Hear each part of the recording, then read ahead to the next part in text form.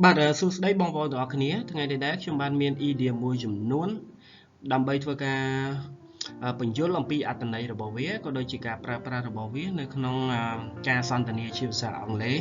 ជាប្រចាំថ្ងៃហើយ idiom នេះគឺមានសារៈសំខាន់មែនទែនសម្រាប់អ្នកដែលរៀនភាសាអង់គ្លេសដែលគួរតែដឹងឲ្យបានទាំងអស់គ្នាបាទឥឡូវយើងទៅលេខទៅមើល idiom ទី1ទាំងអស់គ្នាបាទចំពោះ idiom ទី1 pull someone's leg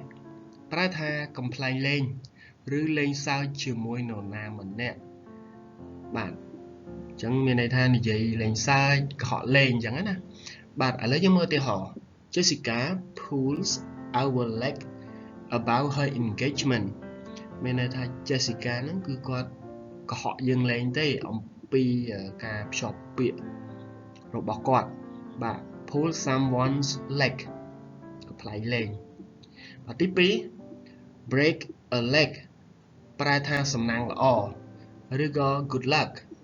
បាទចំពោះ break someone leg នេះគឺគេប្រើតែសម្រាប់និយាយទៅកាន់នរណាម្នាក់ដែលគាត់ប្រុងនឹងឡើង performance ឡើងសម្ដែងឬក៏ឡើងឆាកអីមួយចឹងណាបាទគេប្រើពាក្យថា breaks a leg break a leg បាទឧទាហរណ៍ break a leg Simon បាទសូមសំណាងល្អ Simon សូមឲ្យការសម្ដែងនឹងឲ្យបានល្អបាទទី3 piece of cake ប្រែថាងាយស្រួលឬក៏ភាសាខ្មែរយើងហៅថាដូចបកចេកបាទងាយស្រួលណាស្រួលដូចបកចេកបាទឧទាហរណ៍ the test was a piece of cake បាទ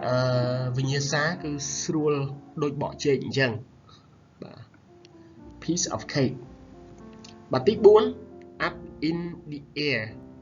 បាទអ្វីមួយដែលមិនទាន់សម្រេចឬក៏រួចរាល់បាទ up in the air បាទនៅក្នុងខ្យល់បាទមានន័យថានៅលើមេឃឡើយទេបាទអត់ទាន់រួចរាល់ទេបាទឥឡូវយើងមើលឧទាហរណ៍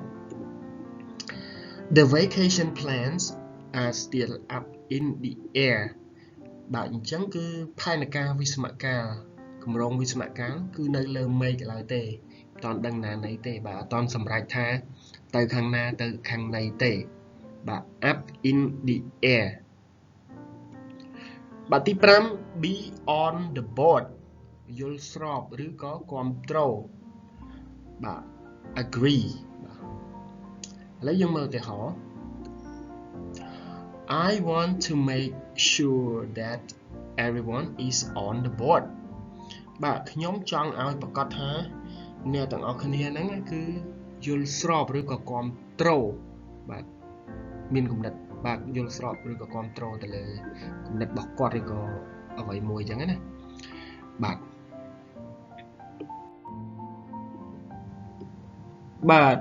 ចំពោះទី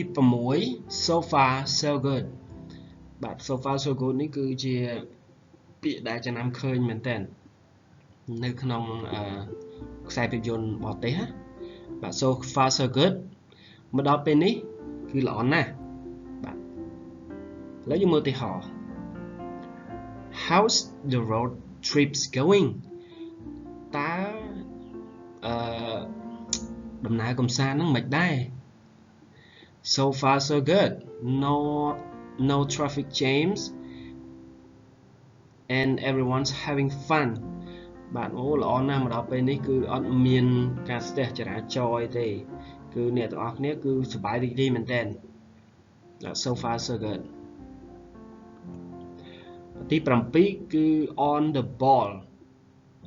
ball មានន័យថាដែលមានការប្រុងប្រៀបឬលើកិច្ចការអ្វីមួយបាទ on the ball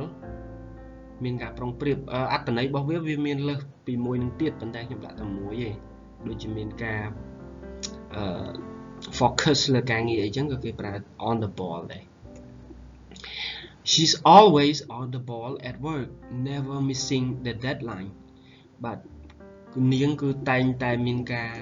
ប្រុងប្រៀបឬក៏ ready ទៅលើការងាររបស់គាត់ចឹងណាគាត់មិនដែលផុតថ្ងៃកំណត់ទេបាទមិនដែលដល់ថ្ងៃកំណត់តាន់ទេអញ្ចឹងគឺគាត់មានការ ready ជានិច្ចបាទ on the ball ទី8 when pigs fly យើងនិយាយឲ្យស្រួលស្ដាប់គេហៅថាតលតាជ្រូកចេះហោះដូចពាក្យខ្មែរយើងគេមានគេហៅថាតលតែសេះដោះស្នែងត្រីដែងដោះសកាអញ្ចឹងណាអាហ្នឹងគេចង់និយាយថាវាអ្វីមួយដែលវាមិនអាចទៅរួចណាបាទឥឡូវយើងមើលឧទាហរណ៍ We'll finish this project by tomorrow morning បាទយើងនឹងសម្រេចគម្រោងនឹងអត់តាន់ថ្ងៃព្រឹកស្អែកទេ Yes right when pigs fly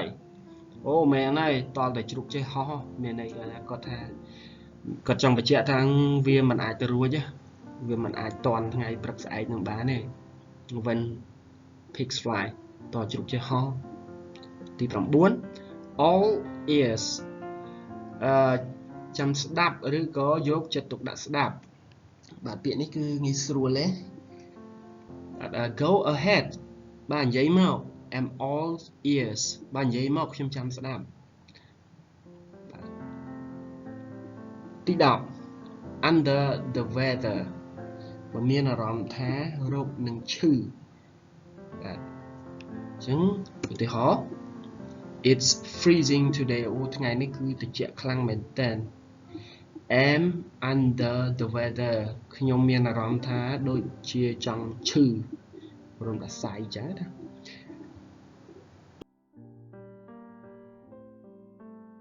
រៀនថ្ងៃនេះគឺយើងមកដល់ទីបញ្ចប់ហើយសង្ឃឹមថាបងប្អូនដែល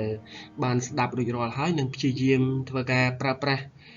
ពាក្យទាំងអស់ហ្នឹងនៅក្នុងការសន្ទនារបស់យើងឲ្យបានច្រើនពីព្រោះថាការប្រើ idiom ទាំងអស់នេះគឺធ្វើឲ្យយើងធ្វើឲ្យមើលមកគឺភាសាអង់គ្លេសរបស់យើងគឺ cool បាទគឺមើលទៅគឺអែមដែរបាទតែកាលណាយើងចេះប្រើភាសា idiom មកគេអញ្ចឹងណាបាទអញ្ចឹងខ្ញុំសូមអរគុណហើយ